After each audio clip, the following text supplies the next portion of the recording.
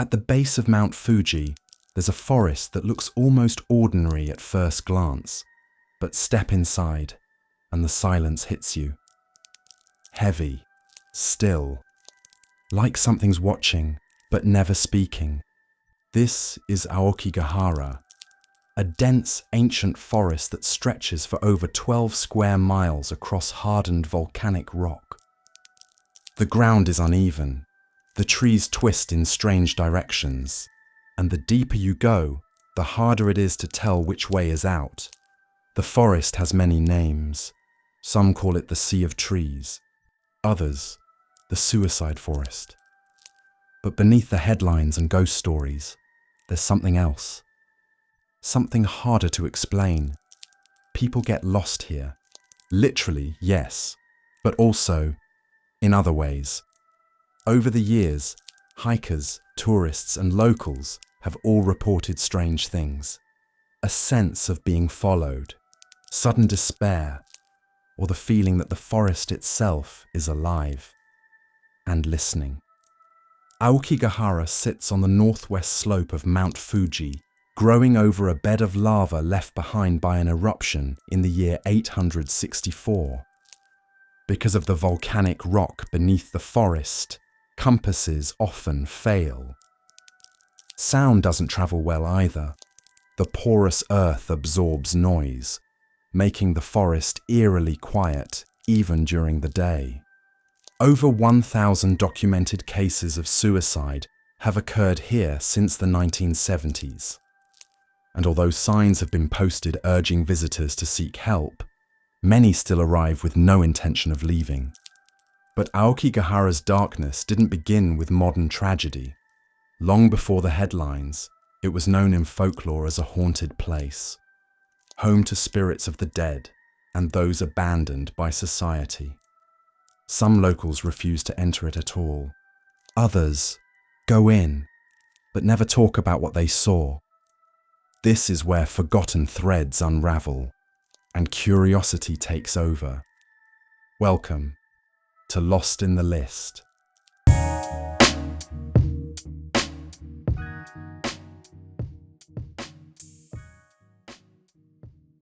Long before Aokigahara was known for modern tragedy, it was already whispered about. A place tied to suffering, abandonment, and the spirits left behind. Some link the forest to an old and controversial legend. Ubasute, the practice of carrying an elderly relative into a remote place and leaving them there to die, often during famine or hardship. Whether Ubasute was widely practiced is still debated by historians, but in folklore, Aokigahara became one of its most haunting locations. That kind of death, one rooted in isolation and sorrow, is said to invite spirits. In Japanese tradition, the forest would be called a place of yurei. Souls trapped by regret, unable to move on. Unlike Western ghosts, yurei aren't simply hauntings. They're emotional imprints, the echoes of lives cut short, full of unrest. And in Aokigahara, they're said to still linger. But there are also reasons to be cautious in the forest, even without ghosts. Aokigahara sits on the northwest slope of Mount Fuji, a region shaped by volcanic eruptions more than 1,000 years ago. The entire forest floor rests atop hardened lava rock, left behind from the great eruption of 864 CE. That lava base absorbs sound, creating a silence so deep it becomes disorienting. It also contains high levels of iron, enough to interfere with compasses and GPS signals. Cell phones often lose signal, navigation tools stop working, and without a guide or a marked path, it's easy to become lost. The terrain itself is hostile. Thick roots twist beneath soft moss, and deep crevices cut through the forest floor. More than one hiker has been injured after slipping on the uneven rock. Wild boar roam the woods, and Asian black bears have occasionally been spotted deeper in the trees. There are warning signs posted at the main entrances, messages like, "Think carefully about your life.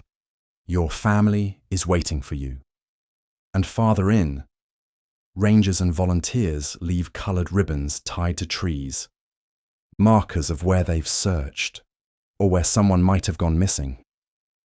Police, rangers and volunteers have shared unsettling details from their time inside the forest, like finding shoes placed neatly beside trees or ropes tied far from any trail. Not random litter, but deliberate signs that someone had come to make a final decision. Many describe tents found in remote areas, with items left behind in strange states. Meals only half eaten. Notes written but never sent. One ranger admitted in an interview, "You learn to read the signs, the direction someone walked, what they left behind. But sometimes, there's just silence, like the forest swallowed the trail." Others have spoken anonymously, mentioning flashlights glimpsed in the dark, or the sound of footsteps mirroring their own, only to turn and find no one there. On old Japanese web forums, hikers have described the sensation of being watched. One post read, "It wasn't just eerie. I felt unwanted, like something in the forest didn't want me there." To truly understand Aokigahara's shadow, we have to look beyond the forest. Because what happens here doesn't begin with the trees. It begins in the margins. In Japan, death by suicide is not viewed through the same lens as in many Western cultures. Though stigmatized, it can sometimes be framed, even quietly, as a form of personal responsibility, especially when one feels they've failed their family or society. Cultural pressures run deep. The concept of giri, or duty, binds individuals to family and social expectations. And when those expectations aren't met, financially, socially, or otherwise, shame can settle in. Japan also has one of the most intense work cultures in the world. Long hours, low vacation. Public failure is rare, but when it comes, it can feel catastrophic. For some, the pressure becomes too much. And so, some turn to Aokigahara, not because of ghosts, but because it's quiet, it's isolated, and it's known. There's a strange magnetism in the fact that others have come here to disappear. In psychological terms, it's called the Werther effect, when publicized suicides lead to copycat cases. Aokigahara has been featured in books, films, and articles for decades, and despite efforts to downplay the forest's reputation, the myth only grows. There's also the power of suggestion. When a place is already associated with tragedy and fear, the mind is primed to interpret normal sensations, a snapping branch, a shadow between trees, as something far worse. Combine that with the forest's physical characteristics, low visibility, disorienting silence, magnetic interference, and the mind does what it's wired to do. It starts to fill in the gaps. Researchers have long studied the link between environment and emotion, darkness, isolation, even air quality. All of it can influence mood and cognition. Aokigahara may be a perfect storm of these effects. So yes, the forest may be haunted. But haunted by what? Spirits or stories? Painful legacies passed down until they became part of the landscape itself. Whatever the answer, it leads us to the stories that people still whisper about today. But for all the legends, myths, and speculation, we can't forget that Aokigahara is also a place of real grief. Every ribbon tied to a tree, every tent left behind, every search that ends without answers, those aren't stories. They're people. Sons, daughters, friends, strangers, and families who still carry the weight of not knowing what happened or why. To them, the forest isn't a ghost story. It's a wound. So as we talk about what's been said, or what might be out there, we do so with respect, because curiosity should never come at the cost of compassion. That said, there's one story that lingers. A modern legend, unconfirmed, unproven, but whispered about all the same. And the whisper is, there's a video. Not one of the tourist clips. Not the morbid ones that float across the internet from time to time. This one never made it online. Or if it did, it didn't stay there long. According to scattered posts on old Japanese message boards, a man once entered Aokigahara alone with a video camera. He was never identified. But what he captured, or claimed to, has become part of the forest's modern mythology.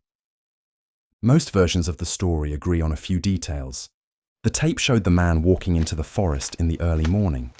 The camera bounced as he moved. Birds could be heard, faintly.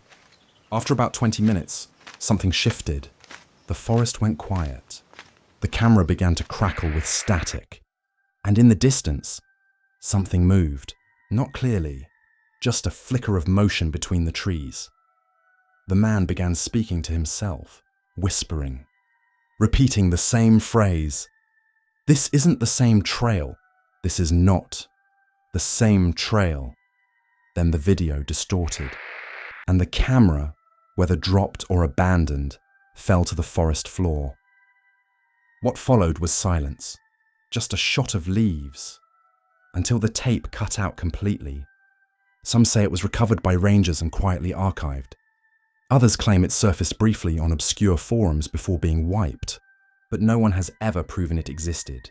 No name, no timestamp, no tape, just a rumor and a warning. It's easy to dismiss stories like this as urban legend, digital age ghost tales meant to be shared, then forgotten.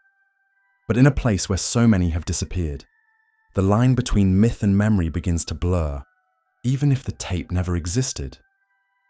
Someone believed it did. And that belief is enough to keep the forest alive in our imagination and to lure curious souls from around the world, year after year. So what do you believe? Is it more likely that people simply get lost, injured, disoriented, and unable to find their way back? That the dangers here are natural, not supernatural? But if that's the case, why have so many vanished without a trace? Despite trained search teams, mapped trails, and years of investigation. And if you're drawn to the other explanation, if you think something else walks among those trees, then here's the question that matters. Would you step into Aokigahara and find out for yourself? Thank you for listening. As always, we hope you've enjoyed this episode. And remember to like and follow Lost in the List for more tales like these.